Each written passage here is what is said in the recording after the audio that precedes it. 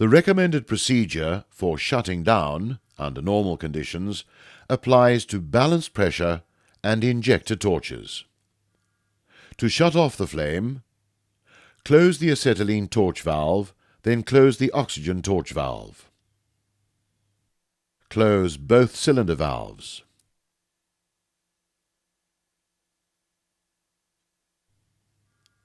Open the acetylene torch valve and bleed off the gas in the hose. Close the valve when the acetylene pressure gauges read 0. Bleed off the oxygen pressure in the same manner.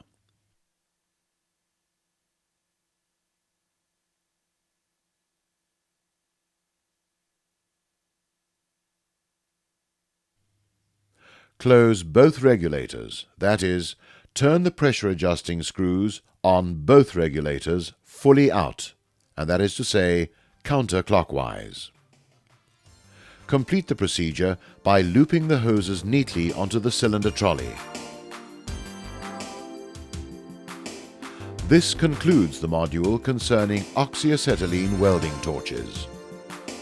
By following these recommended procedures, you will greatly reduce the risk of an accident involving your oxyacetylene equipment.